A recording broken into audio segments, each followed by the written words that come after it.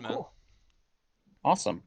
Well, hello everybody. This is my talk, serverless pwnage presentation. I wanted to start by saying thank you and congrats to anybody that got a bug bounty or a CVE using Wisquast or any of the other, I don't know, like everybody's hunting and hacking. I'm sure people are finding all sorts of cool stuff. So congrats and thank you for showing up and doing that.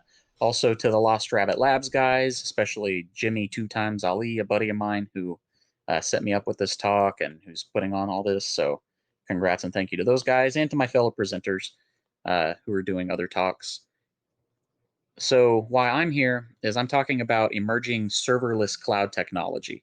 So serverless has been sort of discounted as like a buzzword, right? I mean, you hear like platform as a service and serverless, and like it seems like there's always something new with that. But I think serverless, although it's not the most accurate term because there are still servers, I think the technology is cool and there's a lot of potential there.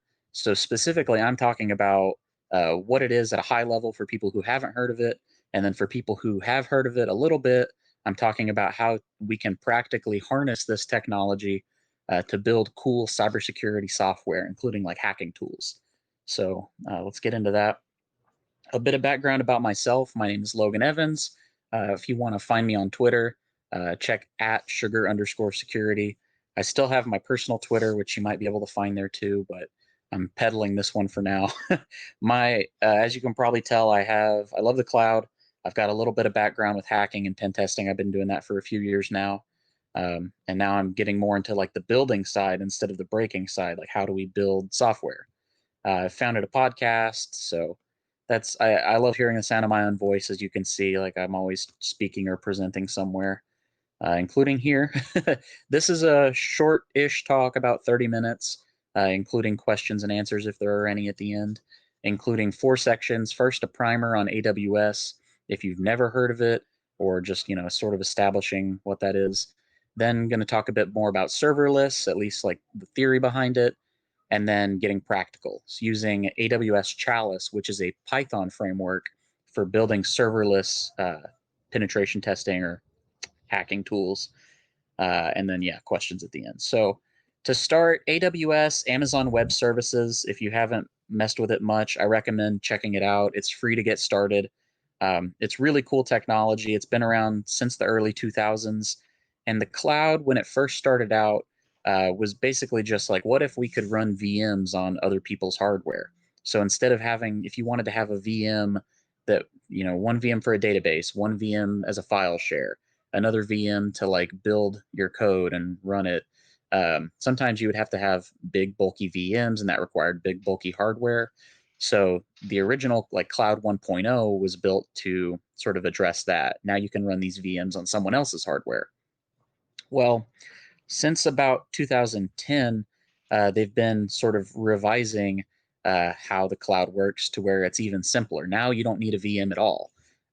AWS and other cloud providers like Google and Azure have services that don't require you to set up a VM and install the operating system and install the software. Instead, they have like a number of different services. AWS has 200 plus that do very specific things without the need for a VM.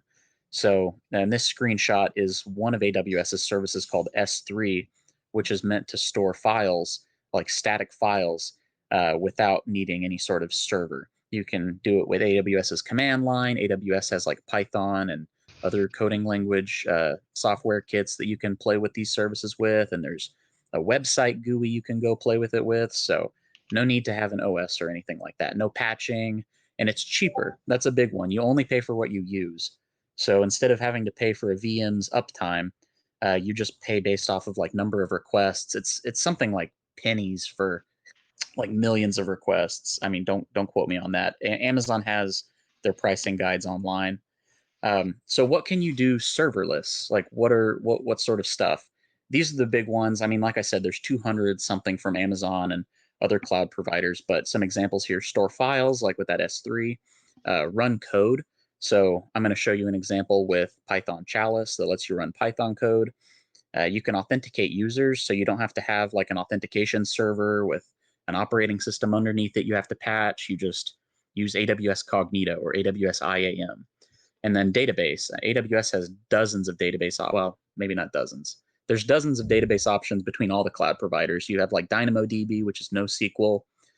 They have like multiple SQL-based database options like Aurora and RDS. Excuse me, RDS. So there's a ton. Just go out and explore and play around with it.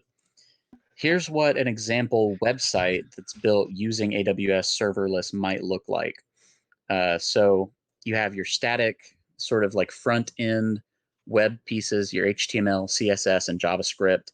Those are hosted using AWS Amplify at the top here, which automatically sets up an S3 bucket and all the routing and stuff. Very cool.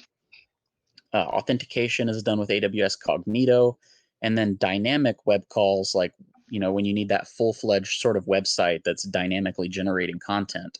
Instead of having a web server, you would have Amazon's API gateway, and then that would point to an AWS Lambda function, which runs your code, and then that code can use other features of AWS to do like grabbing data, database queries.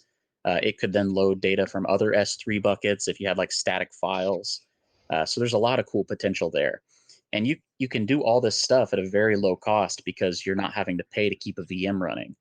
AWS has like built into their code to detect like how much of their systems you've used, and they bill you like a very small amount. Okay, so that's the theory. That's the theory piece. And now we're going to get into the practical stuff, like what I'm doing with Sugar Security and what I recommend if you're having fun, if you like writing software and pen testing, like writing little Python scripts. I recommend trying out Chalice because it's such a simple way to get started, to go from just writing Python on your local system to then suddenly having a cloud application. It's like one little step, and it's using Chalice. So the goal here, you won't be able to follow this tutorial exactly. The idea is that you already understand a little bit of Python, and you've already installed and configured the AWS CLI with your Amazon credentials. But I'm going to show you, once that's done and you've installed Chalice, how easy it is to create a web API that's hosted in Amazon's cloud. Again, no need to set up a VM or anything like that. I'll go through it through like slide demo first, and then I'll show you a live demo. So it's one command here, Chalice new project, and then the name of the project, in this case, hello world. And then you just cd into that repo and list the number of files. There's 3 key files. There's your app.py file, which has like the main app code, which we'll show is very small. There's the .chalice folder, which has configuration stuff in it. Specifically, config.json has like the main config file. And then just like with any Python sort of tool, you'll have requirements.txt, which has all your dependencies in it. So you'll build that. Once that's done, you just run Chalice deploy, and it uploads it all to AWS. Chalice automatically zips up all the code and makes sure it runs locally. It creates the IAM roles, which Amazon uses to like check whether you're authenticated to make certain calls or not. It creates the API gateway and load balances everything automatically, and it scales it automatically to where if you're suddenly getting a million requests, AWS will just like automatically scale up. You don't need to worry about hardware. So very cool there. And then this is an example of the results it outputs. You see at the bottom REST API URL and then some random URL. But you can then just curl that and it'll do what you write the code, right? So in this example, it just says hello world, simple example, but I'm going to show you a live demo now of Hello Hacktober. So hopefully you guys can see my putty screen here. It's just ls. Again, there's those files, ls, lah. You can see that .chalice folder. But let's look at the app.py file, because it's really, really small. It's just from Chalice, import Chalice. You're going to have that everywhere. App equals Chalice app hello. It's just a template placeholder. This is where the magic happens, though. So at app.route/hello/name, and then there's a Python function, just a simple like 2-line Python function. Take in the name that the user provides and return it with hello. So you do Chalice deploy with this, and it's just that fast. It's like, boom, it's ready in the cloud for you. So you could say curl this /hello/Hacktober, And it's, oh, hello Hacktober, very cool, right? You do it again, hello Logan, my name, hello Logan. So that's fun, you know. It's in the cloud and it's running. Sort of a simple, not so practical demo. But I have another cool one after that'll show you like a practical hacking tool example. But this is sort of what Chalice does in the background. Once you run that Chalice deploy, it sets up Amazon's API gateway and it sets up individual Lambda functions for every like endpoint that the user might get to. So slash products, in this case, slash hello would have its own Lambda function. So again, yeah, what does this have to do with hacker stuff? Well, you can take this example and use it to do creative, cool pen test tools. So let's do a Whois API demo. So if you're ever in a situation where you want to get the Whois information for a domain, this is a good example. So cd Whois Hacktober. I already made this code. Still simple little Chalice folder. Check out that app.py. It's a little bit bigger, but still pretty small for like a cloud API, like how much work you would expect it to take versus this many lines of code. And the only real changes are this imports Whois, which is a library that's already written. And when you go to /domain, it looks up that Whois information for that domain and returns it. So just like with that hello world example, we can say Chalice deploy. Takes all of 5 seconds.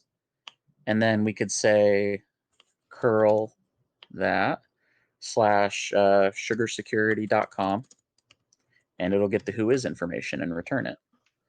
And this is cool because it uses AWS hardware, and since it's just a simple REST API, you can throw this into scripting. It's all done over HTTP, so you can write scripts on tops of scripts, and you can have multiple functions built into one thing. So that's sort of where Sugar Security is heading with our development.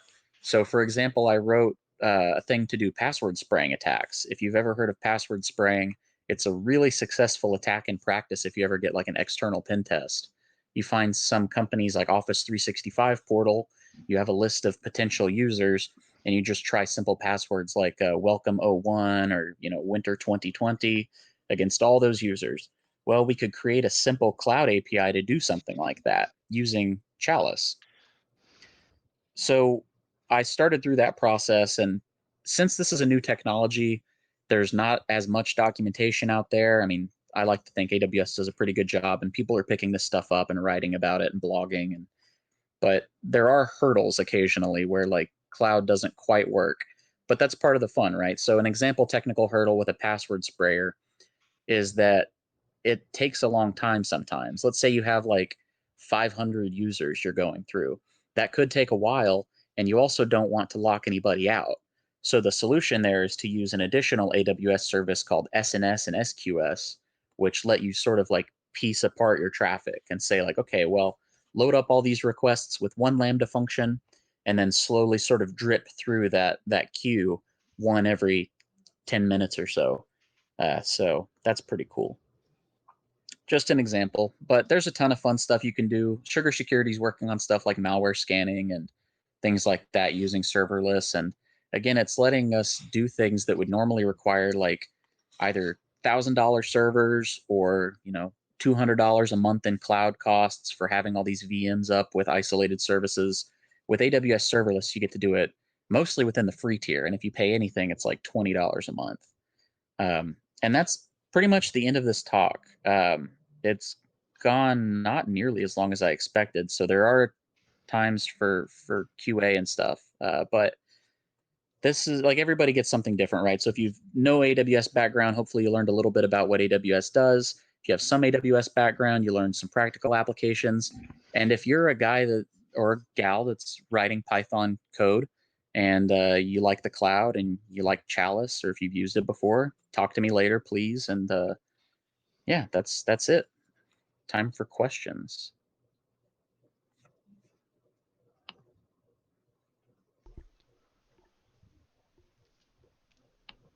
All right, we're not seeing any questions coming in through Twitch.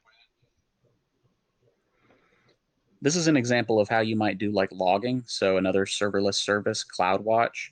You can check the logs here. Like let's check that Whois function. search who is, and then it's got log stream, detailed errors. So very cool. You don't have to set up your own logging. You don't have to maintain log files and make sure your log files don't get too big or whatever. AWS just handles it. So just another on the fly example. That's really awesome, Logan. Yeah. Thank you. Yeah. Hopefully everybody learned a little something something. We got one That's going to be question it for here. me though. Oh, one Logan, question? Cool. what other functions have you built or tested? So we are working on that password spray one. A phishing simulation one is pretty cool. Like imagine a web page you can go to, right, where it's like upload users, choose a template, and then in the background just little bits of code run that loads this HTML template. It can set up a website on the fly. It can send emails. Like there's a serverless AWS service called SES, Simple Email Service, and there's a Python SDK for that. So you can send emails through Python code in AWS's cloud. And again, no need to set up a separate email server or even like deal with Docker containers. If you wanted to containerize your email server, you don't have to do that anymore. You just, yeah, you have like your little slash send email function and it loads it all ad hoc basically. Very cool. We got another Yeah. one here too. Is Fargate good, or is there a better or Oh, cheaper way than Fargate? yeah, I've looked into Fargate. I can't remember much about it other than they bill it as like an alternative serverless thing. Let's together go to the AWS console and look at Fargate, like how they explain it. Because if it uses some container stuff, if I remember correctly, yeah, and that might be the reason it's not showing up. Maybe they renamed it or something. But yeah, I've never used it. Like, so that's sort of some cloud providers try to bill containerized stuff as serverless. And I think Fargate might be an example of that. And it sort of is like that's how Google App Engine works. Google App Engine's flexible runtime uses Docker containers, and I don't know. I don't think that that's like truly serverless. But I'm not really the guy to say if it's like good or bad as a declaration. Like it really depends on your use case and where you have your experience. Like if you have used stuff like Docker and Kubernetes a lot, then in my opinion, maybe don't use Chalice and go to something like App Engine because you'll have an easier time getting up and running and being able to like make cool, innovative features in a technology you understand. Hmm. Well, awesome. I think that's it for the questions. Thanks for the talk. Excellent job, Yeah, Logan. yeah. Thank you guys. Have a good rest of the Hacktober. Appreciate it. Bye, everybody.